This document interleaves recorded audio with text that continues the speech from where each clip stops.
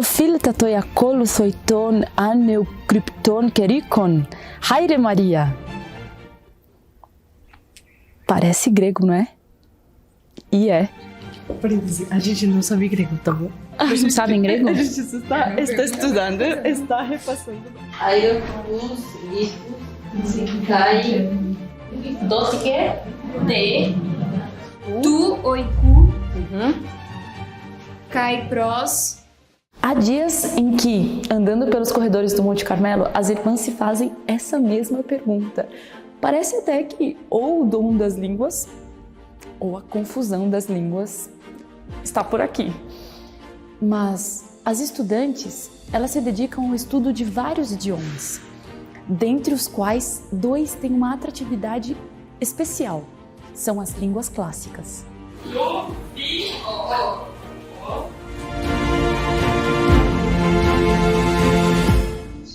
Oh, ortus tus pulcheres, qui aineo sunt multes pulchre rose liliacoi.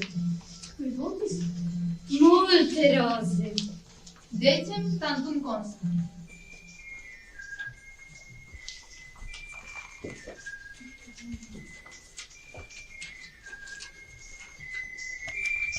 Sì, che è numitui. Grazie, usate.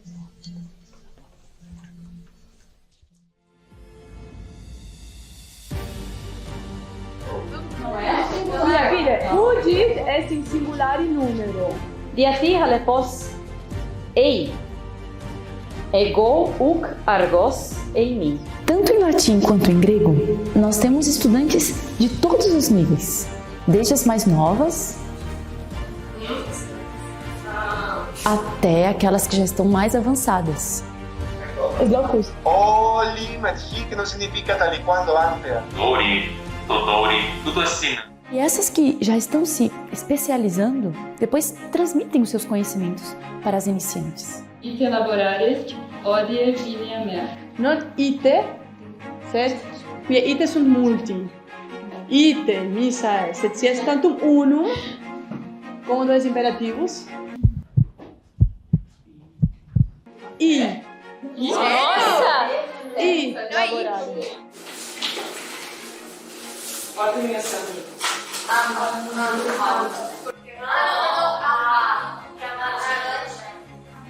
Continua em cima do iota porque foi contando.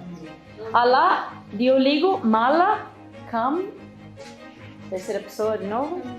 Camne. Mateus, nunc est lem. Nunc est laetus. Ótimo. Ótimo. Bene.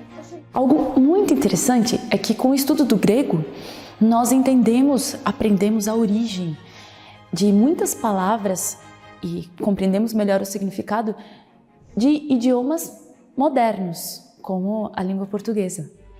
Mariana, o que a senhora está fazendo? Caligrafia de grego. Caligrafia de grego? É, Carlos Grafé. Só que não sei se tá tão Carlos, né?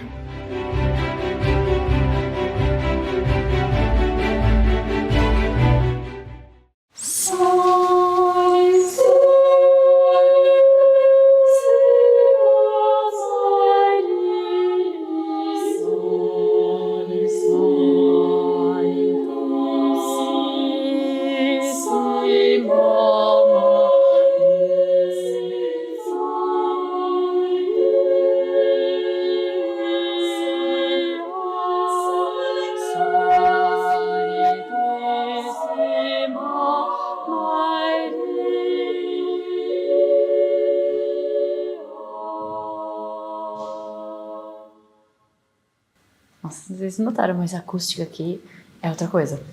É outra coisa a gente treinar na igreja. Ai, meu Deus, tá uma das vezes.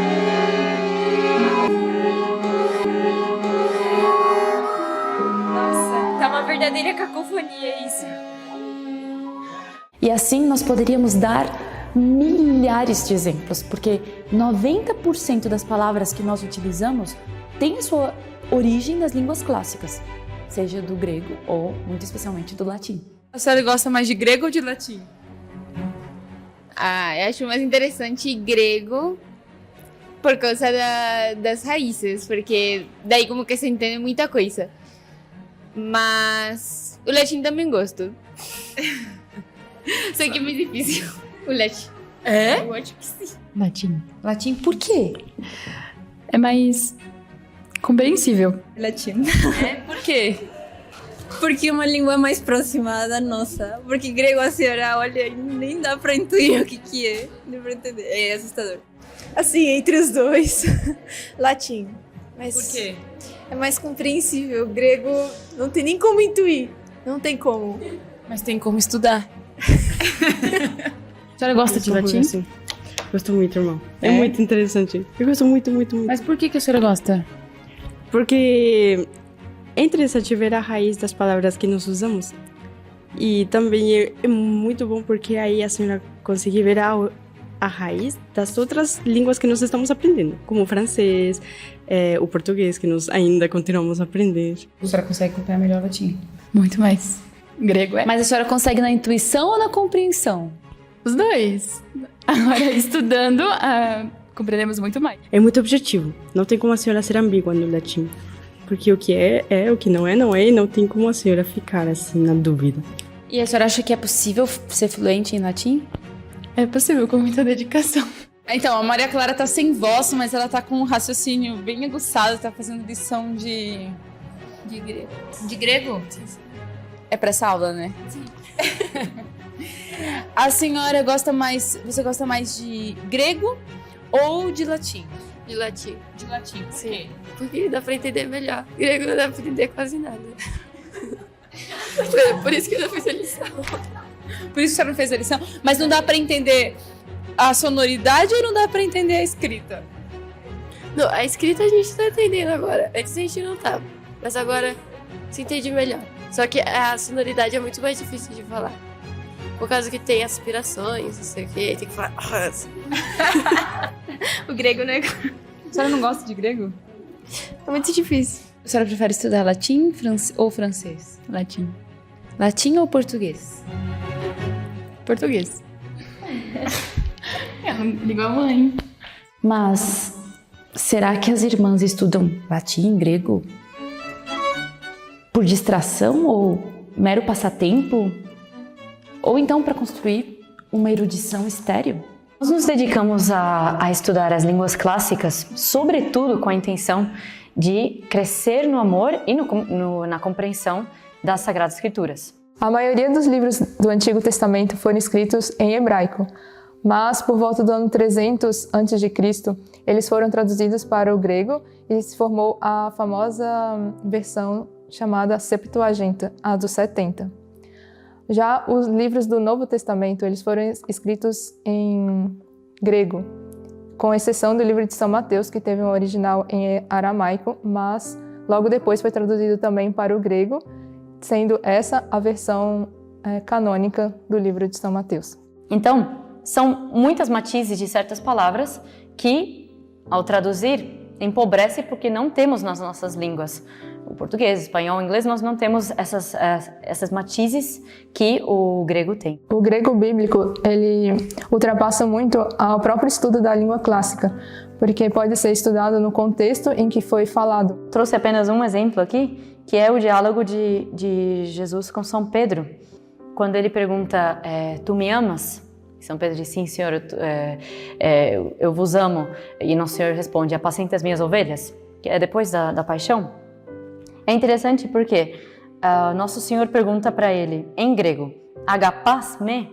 Agapás seria um termo de tu me amas, é um amor, mas é um amor muito alto, muito elevado, é um amor divino.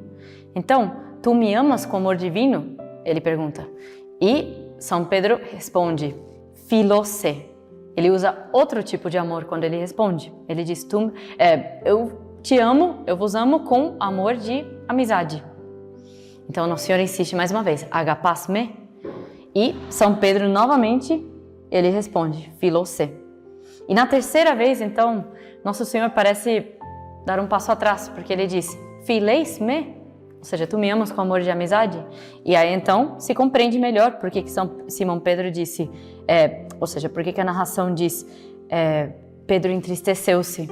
Porque Nosso Senhor deu um passo atrás. Então, são esses pequenos matizes que nos ajudam a crescer no amor e no conhecimento, e é sobretudo por essa razão que nos Arautos do Evangelho nós nos dedicamos a estudar as Sagradas Escrituras na sua língua original. Nós podemos pensar que há uma coincidência entre o grego ser tão rico e ser o idioma dos evangelhos. Mas, na verdade, é o contrário. Deus promoveu que a civilização se desenvolvesse para então ter elementos mais adequados para deixar a sua mensagem aos homens. Da mesma forma, quando foi o momento da expansão da igreja, foi sob uma plataforma previamente construída pela providência, o Império Romano, que a igreja estendeu seus ramos pelo mundo. E então foi a hora do latim prestar os seus serviços à igreja. O latim, apesar de não ser a língua original das Sagradas Escrituras, como o grego e o hebraico, não por isso deixa de ser importante. Como nós sabemos, o latim é a língua oficial da igreja.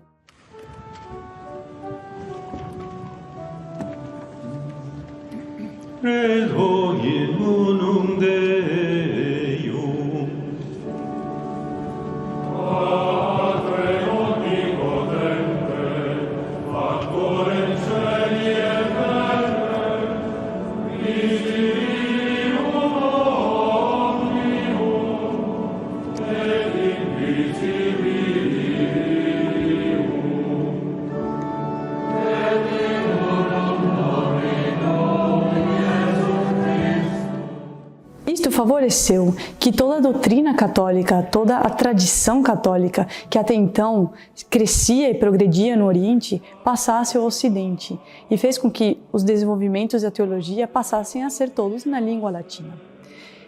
Não só a doutrina católica, mas também todo o cerimonial da igreja, os ritos e a liturgia se fazem na língua latina até hoje. Por exemplo, a eleição de um papa. Quando se anuncia a eleição de um papa, todo o cerimonial é feito em latim. Annuncio vobis gaudium magnum, habemus papam, eminentissimum, ac reverendissimum Dominum, Dominum Robertum Franciscum, Sancte Romane Ecclesiae, Cardinalem Prevost, qui sibi nomen imposuit, Leonem decimum quartum.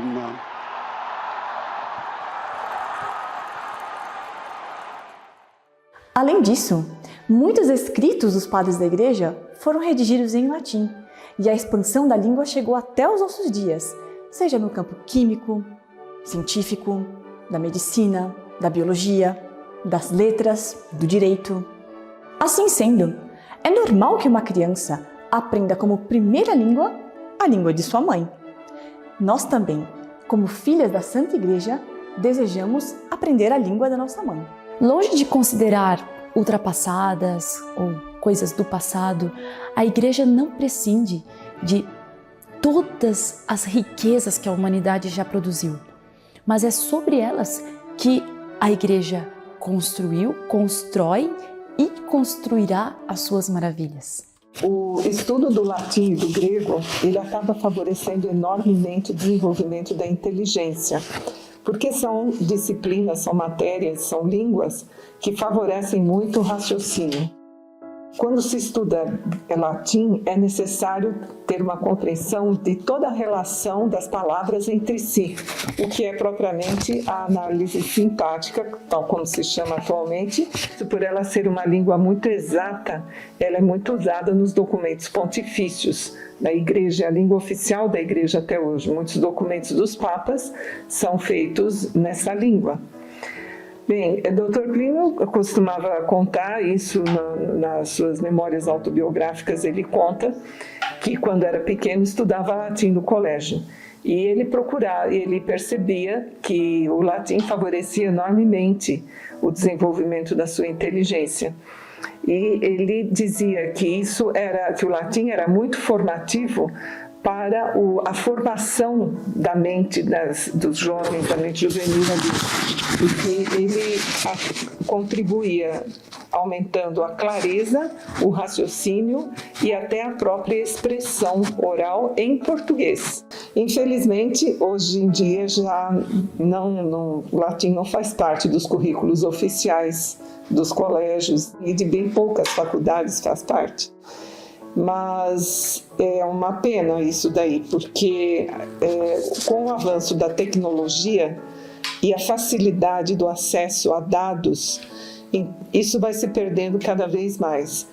E com isso, as capacidades intelectuais das pessoas vão também ficando mais restritas. Então, caríssimos seguidores, nós temos a obrigação de fazer tudo o que está ao nosso alcance para remediar essa decadência intelectual, mas sobretudo espiritual, enriquecendo as nossas mentes como um suporte para a ação da graça e assim apressar a atrair o reino de Deus sobre a terra.